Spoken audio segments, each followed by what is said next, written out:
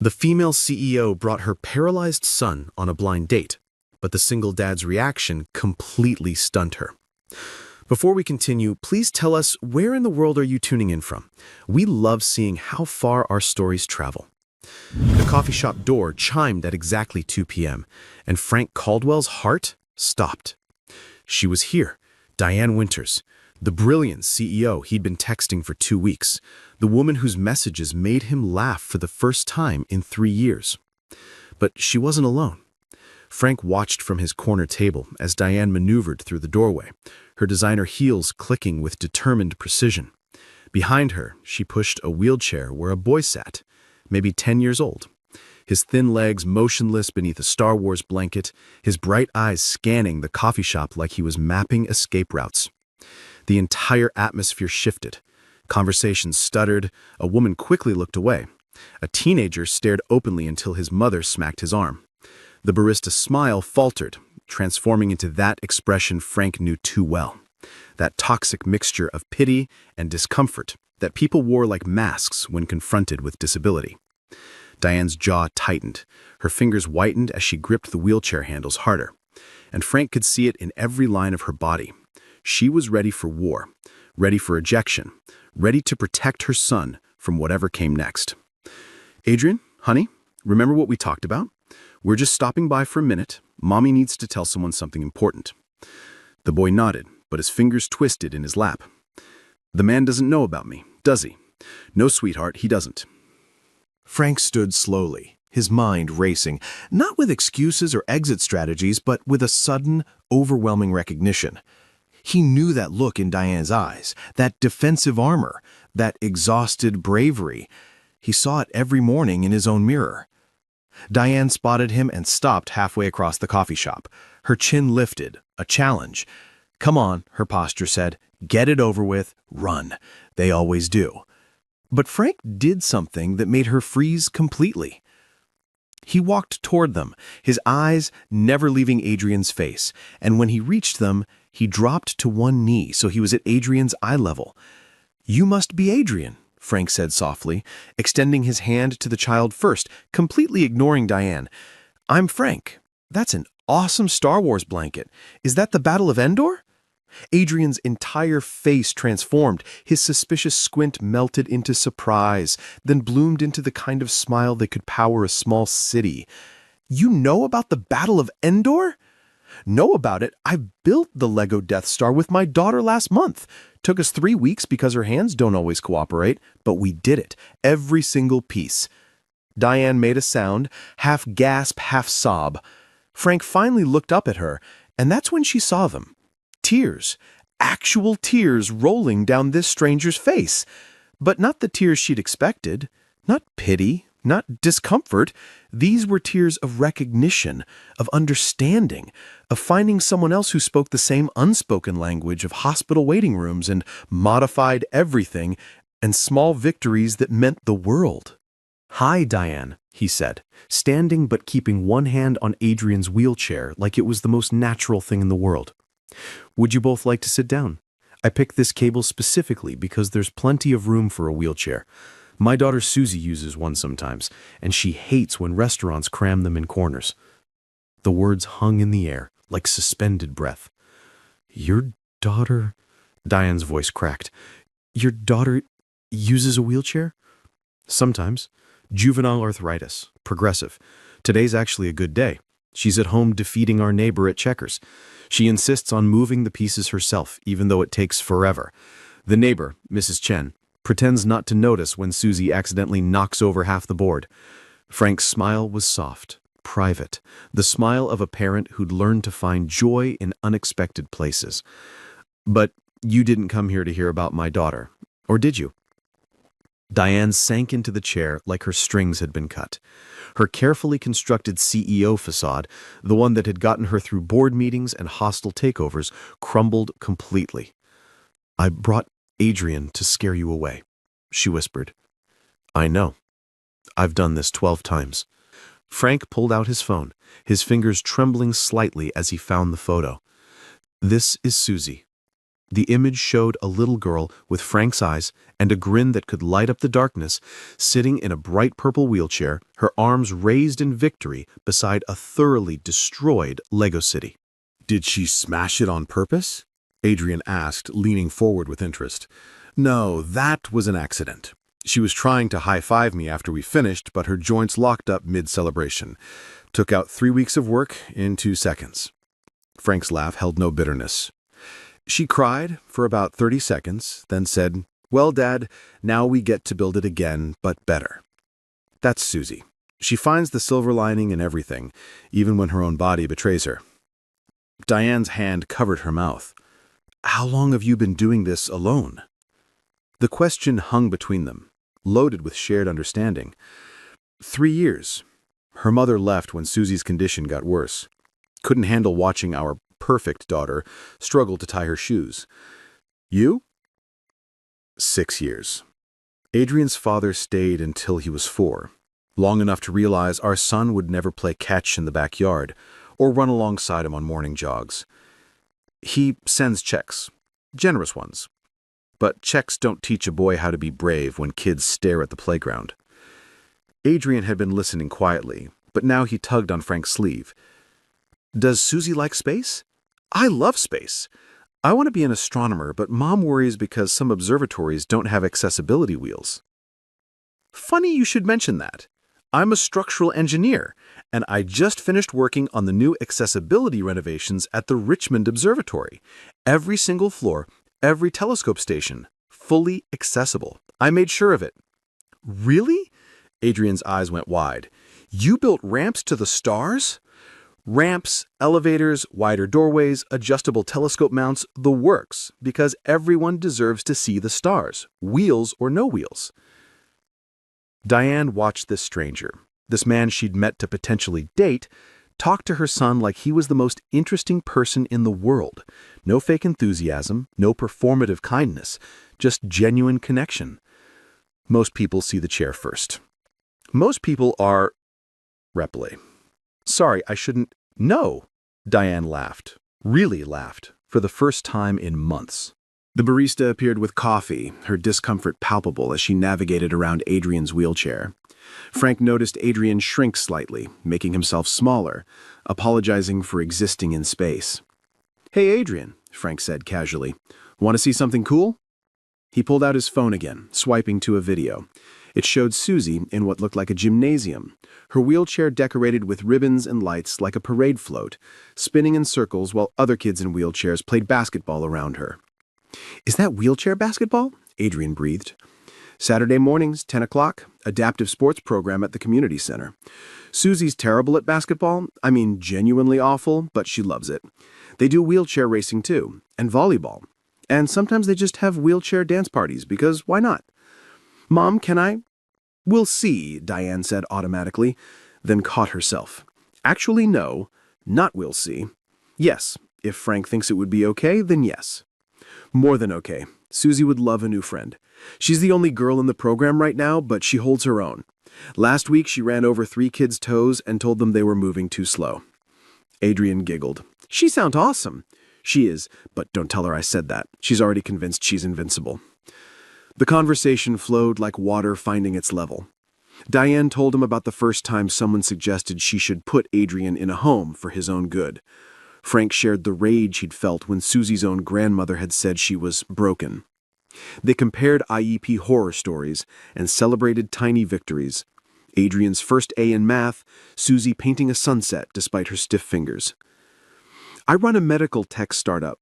We're developing affordable mobility devices for kids, prosthetics that grow with them, wheelchairs that don't cost more than cars. I started it because I got tired of fighting insurance companies for every single thing Adrian needed." "That's incredible. I've been designing accessible playgrounds in my spare time. Haven't built one yet, but I have 17 different plans.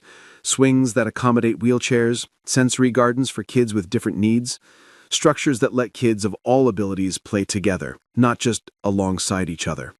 17 plans? "Couldn't sleep. Started designing instead of staring at the ceiling, worrying about Susie's future. Plan number 12 is my favorite. It has a rocket ship that's fully accessible. Adrian might like that one." Adrian had pulled out a notebook, sketching something with intense concentration. Diane glanced over and smiled. He's drawing Susie. He always draws new people he likes. It's his way of remembering them. Can I see? Frank asked Adrian directly. The boy showed him shyly. The drawing was remarkable, not just skilled for a 10-year-old, but genuinely artistic. He'd captured something essential about Susie just from the photo, her determined spirit somehow evident in pencil strokes. "You're an artist," Frank said seriously. "This is really good." Kids at school say art is stupid. They say I only draw because I can't play sports. Kids at school are wrong about a lot of things. You know what Susie told a kid who made fun of her wheelchair? What? She said, "I have wheels that help me move. You have a mouth that should help you think before you speak, but we all have equipment that doesn't work sometimes." Adrian laughed so hard he snorted, which made him laugh harder. Diane watched her son, her beautiful, brave boy who'd grown too quiet, too careful, come alive under the attention of this stranger who wasn't really a stranger at all. "I should confess something," Frank said, meeting Diane's eyes. "My sister made my dating profile. I almost canceled today. 3 times, actually." "Why didn't you?" "Because your messages made me remember what it felt like to be just Frank, not just Susie's dad or the guy with the disabled kid. You talked to me like I was a whole person, but I was terrified of telling you about Susie. I planned to wait until the 3rd date, maybe the 4th. I was going to ease you into it like slowly entering cold water. Instead, I threw you into the deep end with a 10-year-old in a wheelchair. Best thing you could have done. I'm terrible at pretending everything's normal when it's not. My version of normal includes knowing which restaurants have accessible bathrooms and carrying a backup set of finger splints in my pocket." Diane reached across the table, taking his hand. Her fingers were soft but strong, calloused in odd places from pushing Adrian's wheelchair. "I've been on 12 first dates this year," she said. "One man actually asked if Adrian was mentally all there because he assumed paralyzed meant brain damaged. Another said he didn't want to play daddy to a defective kid. The last one, the one I really thought might work, he ghosted me the second I mentioned Adrian's wheelchair. Their loss. You don't even know us." "I know enough." Frank squeezed her hand gently. "I know you're brave enough to bring your son on a first date because protecting him matters more than finding love. I know you started a company to help kids like ours because anger is only useful when you channel it into change. I know you've probably cried in more hospital bathrooms than you can count, but never where Adrian could see. I know you've become an expert in a medical field you never wanted to study. I know you wake up at night wondering if you're enough, if you're doing it right, if your love can make up for all the things you can't fix." Diane's tears came then, silent and steady. "I know," Frank continued, "because I live it too, every single day. And for the first time in 3 years, I'm sitting across from someone who doesn't need me to explain why I know the names of 8 different types of joint inflammation or why I consider it a victory when Susie can button her own coat." "Mom?" Adrian's voice was small. "Are you okay?" "Yes, baby, I'm very okay." "Is Frank why we really came here? Not just to tell him something and leave?" Diane looked at her son, this perceptive child who saw everything, despite, or perhaps because of, his unique perspective on the world. "Yes," she admitted, "Frank is why we came." "Good," Adrian said simply, then turned to Frank. "Are you going to date my mom?" Frank looked at Adrian, then at Diane, then back to Adrian. "I'd like to get to know both of you better, but that's not just my decision. What do you think?" Adrian considered this seriously. "Do you like Star Trek? The original or Next Generation?" "Next Generation." "Picard was the best captain." "Correct answer." Adrian nodded solemnly. "Do you eat vegetables?" "When forced." "Also correct." "Last question. If someone makes fun of my wheelchair, what would you do?" Frank met the boy's eyes steadily. "Depends. If it's a kid, I'd explain why they're wrong and help them understand better. If it's an adult, I'd use bigger words to explain why they're wrong. And if anyone ever tried to hurt you, wheels or no wheels, they'd have to go through me first." Adrian looked at his mother. I like him. Me too, Diane whispered. The coffee shop manager approached their table, apologetic. I'm sorry, but we're closing in about 10 minutes. Frank blinked, checking his phone. They'd been there for 3.5 hours. It felt like minutes and a lifetime simultaneously. I can't believe we've been there that long, Diane said, starting to gather their things. Time flies when you're not explaining why your kid needs extra time for everything, Frank said, helping organize Adrian's backpack that hung on his wheelchair. Or apologizing for existing in spaces not designed for wheels, Diane added. They moved toward the exit, Frank naturally falling into step beside Adrian's wheelchair, his hand occasionally steadying it over the uneven threshold, not taking over, just supporting. Diane noticed. Adrian noticed too. Outside, the late afternoon sun painted everything gold. Adrian tilted his face up, eyes closed, soaking in the warmth. Frank and Diane stood quietly, both recognizing the moment. Children like theirs learned to savor simple pleasures because they knew how quickly things could change. So, Diane said, Saturday, the adaptive sports program? 10 o'clock, Building C at the community center. Fair warning, Susie will probably interrogate Adrian about everything from his favorite color to his opinion on whether hot dogs are sandwiches. Hot dogs are definitely not sandwiches, Adrian said firmly. You two are going to get along perfectly. Susie will argue that position for hours. They stood by Diane's adapted van, the one with the wheelchair lift and the proud special needs mom sticker that she'd put on defiantly after someone left a note saying she shouldn't use handicap parking because she could walk. Frank, Diane, started, then stopped. I didn't expect this. Someone to not run? Someone to run toward us instead of away. Frank's phone buzzed. A text from his neighbor. Susie says if you're not home in 20 minutes, she's making cereal for dinner. Again. He showed Diane the message, laughing. She's 8 and thinks she's 18. Last week, she tried to do her own physical therapy exercises and got stuck in a position I can only describe as pretzel meets modern art. Adrian once tried to fix his legs with duct tape and a bicycle pump. The logic was sound if you were 10 and didn't understand paralysis. Our kids are something else. They're everything else. As Diane loaded Adrian into the van, the boy called out, Frank, will Susie really be there Saturday? Wild horses couldn't keep her away, especially once I tell her she's getting a new friend who likes space and Star Wars. Tell her I think she's brave, Adrian said quietly.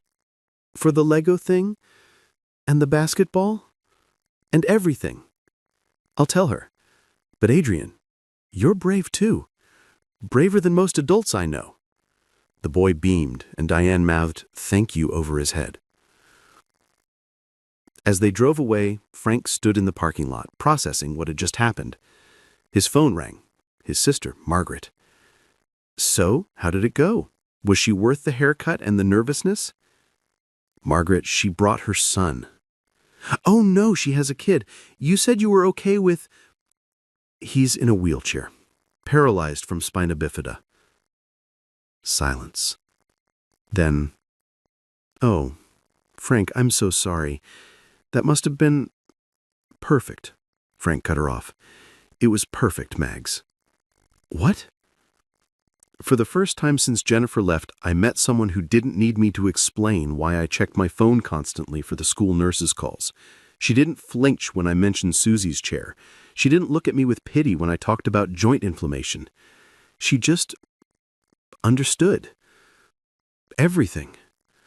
Frank, we're seeing them Saturday, both of them. Susie's going to have a friend, Mags. A real friend who won't exclude her from birthday parties because the parents don't want to deal with her needs. His sister's voice was thick with tears. I'm so happy for you. For both of you. All 4 of you. Frank got home to find Susie on the couch, her legs elevated on special cushions, sketching in her adapted grip pencil holder. How was your date? She asked without looking up. How did you know I had a date? Aunt Margaret can't keep secrets. Also, you're wearing your nice shirt and you smell like cologne instead of industrial drawings. Frank sat beside her carefully, aware of her tender joints. It was interesting. Bad interesting or good interesting? Good. Very good. She has a son. Susie's face fell slightly. Oh, he's in a wheelchair. His daughter's head snapped up. What? His name is Adrian. He's 10. He loves space and Star Wars and draws really well. He wants to meet you Saturday at the adaptive program. Susie's eyes went huge. Another kid like me? Not exactly like you. His legs are paralyzed. But yes, another kid who understands. Does he get stared at? Yes. Does he have to miss fun stuff because places aren't accessible? Yes. Does he hate it when people talk to adults about him like he's not there? I'm absolutely certain he does. Susie was quiet for a moment, processing. And his mom likes you? Even though I'm... Because you're exactly who you are. Not despite it, because of it. Dad? Yeah, baby? I'm scared. Frank pulled her close gently. Of what? What if they realize we're too complicated? What if Adrian's mom is just being nice? What if they see how hard it is on my bad days and leave like Mom did? Then they wouldn't be worth our time anyway. But Susie, I don't think that's going to happen. How do you know? Because when Diane saw me cry in the middle of a coffee shop, she didn't run. She cried too. Sometimes, baby girl, broken people recognize each other. And sometimes they realize they're not broken at all, just waiting for someone else who speaks their language. Saturday morning arrived gray and drizzly, what Susie called arthritis weather, because the dampness made her joints ache. Frank almost texted Diane to reschedule, but Susie insisted on going. If Adrian comes and I'm not there, he'll think I didn't want to meet him. I know what that feels like. They arrived at the community center 5 minutes early. The parking lot was nearly empty. The adaptive sports program wasn't exactly overflowing with participants. Frank was helping Susie into her sports chair when Diane's van pulled up beside them. The lift lowered and Adrian appeared, wearing a basketball jersey that hung loose on his thin frame. His face was nervous but determined. Susie and Adrian looked at each other across the space between their chairs, sizing each other up with the careful assessment of kids who'd learned to be cautious with their hope. "Hi," Susie said finally. "I'm Susie. I like your jersey. I'm Adrian. I like your wheels. They're purple." "Purple's the best color." "No way. Blue is." "Purple. Blue. Want to argue about it while we play basketball?" "Absolutely." And just like that, they were friends.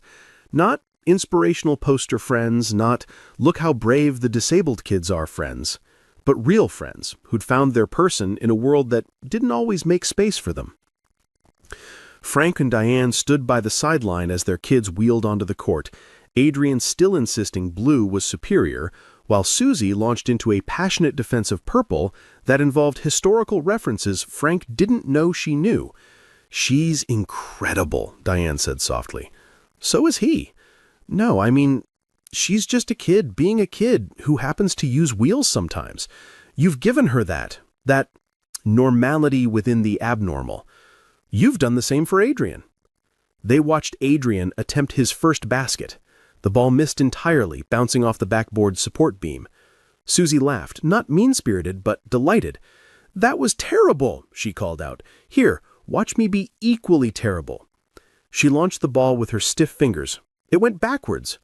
Both kids dissolved in laughter, the kind that comes from finding someone who understands that sometimes you have to laugh or you'll cry, and laughing is so much better.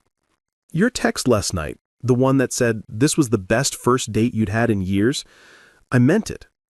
Even though I ambushed you with Adrian? Especially because you ambushed me with Adrian. Although technically I think we ambushed each other, you with Adrian, me with Susie. Frank turned to face her. "Can I ask you something? Anything. Why did you really bring him? The truth." Diane watched Adrian pass the ball to Susie, who caught it against her chest and grinned triumphantly. "Because I'm tired of pretending I'm not a package deal. I'm tired of men who say they're fine with kids but assume Adrian's some normal kid who'll play catch in the yard and grow up to give them grandkids who'll carry on their family name. I'm tired of explaining that my son is brilliant and funny and artistic and worth knowing exactly as he is. So I brought him as a test, a filter, a way to fail fast if we were going to fail. And if I'd failed? Then Adrian and I would have gotten coffee and gone to the science museum like we do most Saturdays. But you didn't fail. You saw him. Really saw him. I saw you both. On the court, Susie was teaching Adrian her signature move, spinning her chair in circles until she was dizzy, then attempting to shoot. It was ridiculous and beautiful and perfect. My ex-wife couldn't handle Susie's condition. She said she didn't sign up for a disabled child, as if any of us sign up for the cards we're dealt. She sends birthday cards, Christmas cards, checks, but she hasn't seen Susie in 2 years. Adrian's father shows up twice a year, takes him to lunch at restaurants without wheelchair access, then gets frustrated when we have to leave. He keeps asking when Adrian will grow out of it, as if paralysis is a phase like teenage rebellion. They're missing everything. Everything that matters. The coach called for a water break. Adrian and Susie wheeled over, faces flushed with exertion and joy. "Mom," Adrian exclaimed, "Susie says there's a telescope at the observatory that I could use from my chair. Frank built it." "Frank didn't build the telescope," Susie corrected with 8-year-old precision. "He built the platform that makes it work for people like us. That's even cooler." "Can we go sometime?" Adrian asked, looking between the adults. "All 4 of us?" Frank and Diane exchanged glances. "I think that could be arranged," Frank said carefully. "Does this mean you're dating?" Susie asked bluntly. "Because Aunt Margaret says you need to date Dad. She says you're becoming a hermit crab, whatever that means." "Susie." "What? It's true. You only leave the house for work and my appointments. That's not healthy. My therapist says so." "Your therapist is talking to you about my social life." "No, but she asks if you're taking care of yourself too. I told her you eat cereal for dinner when I'm at Aunt Margaret's." Adrian laughed. "Mom eats protein bars and calls it dinner."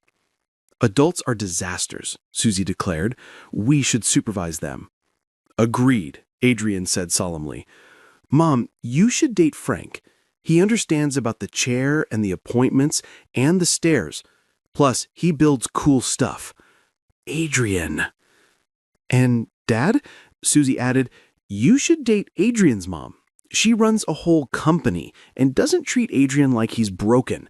Plus, she's pretty." Both adults turned red. "Out of the mouths of babes," Diane muttered. "More like out of the mouths of tiny tyrants," Frank replied, but he was smiling. The coach blew the whistle for the game to resume. As the kids wheeled away, Adrian called back, "Frank, will you stay for the whole practice?" "Wouldn't miss it." "Both of you?" Susie added, looking at Diane. "Both of us," Diane confirmed. They spent the next hour on the sideline, not talking much, just existing in the same space. Occasionally, their hands would brush.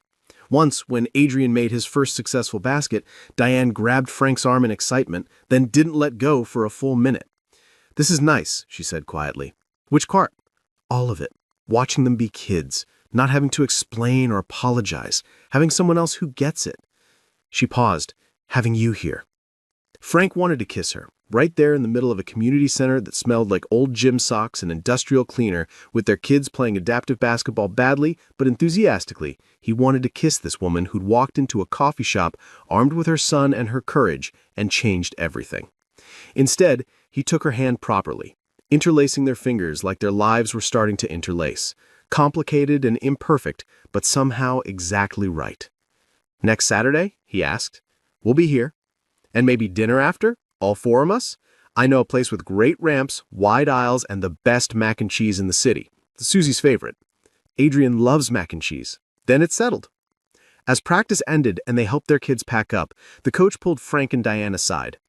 "I just wanted to say," the older woman said, "it's wonderful seeing Susie and Adrian together. We don't get many kids in the program. They tend to age out or give up. But those two, they've got something special. Hold on to that." In the parking lot, as they loaded wheelchairs and tired kids, Adrian asked, "Susie, do you ever wish you weren't—" "Disabled?" Susie supplied matter-of-factly. "Sometimes. But then I think about all the cool people I've met because of it, like you. Regular kids are boring, we're interesting. We're superheroes with wheels instead of capes. Wheels are more practical than capes anyway, Susie said. Frank and Diane stood between their vehicles, reluctant to end this. Thank you, Diane said simply. For what?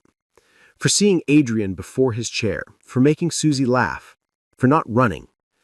Thank you for being brave enough to show up as you really are, both of you. Same time next week? It's a date. A date or a kids playing basketball date?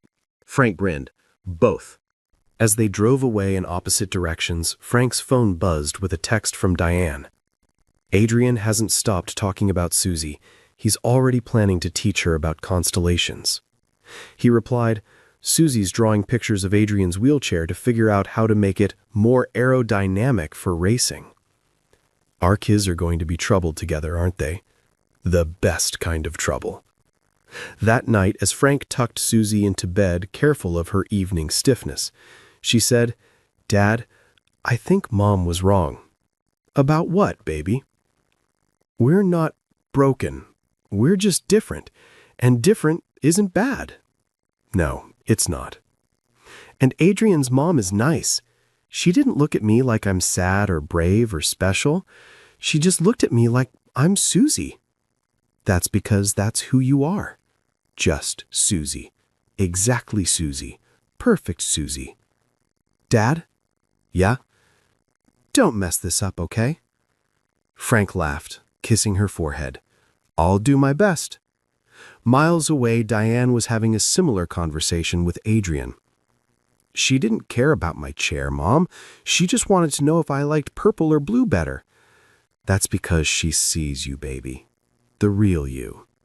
And Frank knew about Star Wars in space. No, he didn't. Mom, are you going to marry him? Adrian, we just met. So, when you know, you know. That's what you always say about business decisions. This isn't business. No, Adrian said thoughtfully. It's better. It's family. 3 months later, at the coffee shop where it all began, Frank and Diane sat at the same corner table. This time, they were planning Adrian's 11th birthday party, a space-themed celebration at the observatory that Frank had helped make accessible. Susie wants to give him a telescope, Frank said, showing Diane options on his phone. That's too expensive. She's been saving her allowance for 2 months. She said Adrian needs to see the stars properly if he's going to be an astronomer. Diane's eyes misted. Our kids are pretty amazing. They get it from their parents. Frank? Yeah? The manager is watching us. I think she remembers us from that first day. Frank looked over. The elderly woman behind the counter gave them a knowing smile and a little wave. Should we tell her? Diane asked. Tell her what? That her coffee shop is where 2 broken families became one whole one. Frank lifted Diane's hand, kissing the ring he'd placed there just a week ago, a small ceremony with just their kids, Margaret and Diane's parents, everyone crying happy tears as Susie and Adrian declared themselves officially brother and sister. I think she already knows. And she did.